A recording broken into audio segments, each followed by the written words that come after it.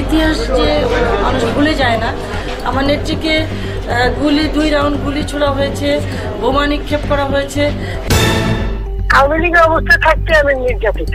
আমি এই দলকে কখনো ভালোবাসি নাই, আমি ক্ষতিগ্রস্ত হয়েছি।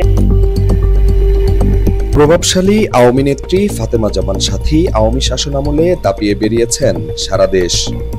সফর সঙ্গী হয়েছিলেন সাবেক প্রধানমন্ত্রী শেখ হাসিনারও।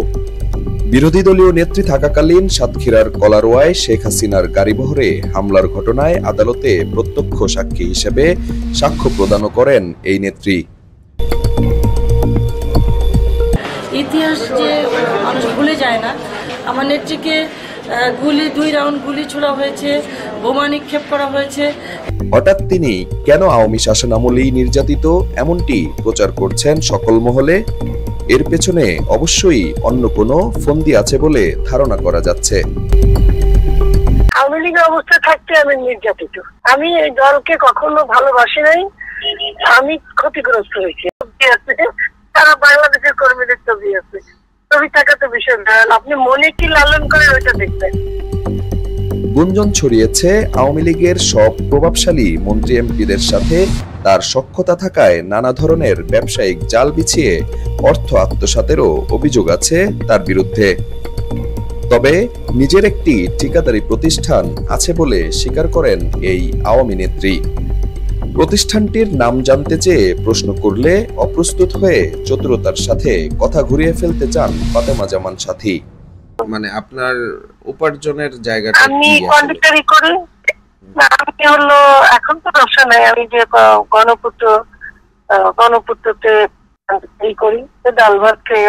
আপনার প্রতিষ্ঠানের নামটা কি, যেটা দিয়ে আপনি ঠিকাদারি করেন আর কি? আপনি অনেক প্রশ্ন করছেন আমাকে, কিন্তু একদম টোটাল বলে দেন, এত কিছু দরকার নেই। এখন তো সাহায্য যুগ, আপনি তো প্রশাসনের লোক আমার পিছনে লাগিয়ে দেন।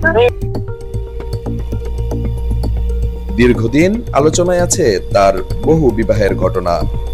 এসব কিছু নিয়ে জানতে চাইলে নিজেকে তিনি নষ্ট মানুষ হিসেবে অবলীলায় স্বীকার করেন।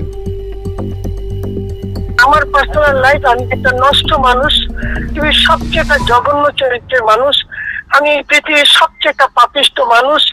আমার স্বামী কয়টা, আমি তাকে নিয়ে থাকি। আমার কি এই যে আপনি প্রশ্নটা করছেন, আমার বর্তমান হাজবেন্ড, সাবেক হাজবেন্ড, মৃত হাজবেন্ড, জীবিত হাজবেন্ড, এগুলো টোটাল ধরে নামে একটা নষ্ট মহিলা।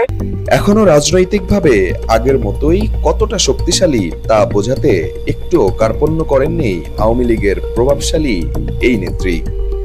এখন একজন বিএনপি নেতা বসা, আমার ছাত্র একজন, আমার পরিবারে জামাতের অনেক গোলাম পরোয়ার, জামাতের যে আমির সাহেব আছেন, ইজ লাইক মাই ফাদার। হ্যাঁ, বিএনপি একজন বড় নেতা, উনি মুসকে হাসতেছেন আর কি।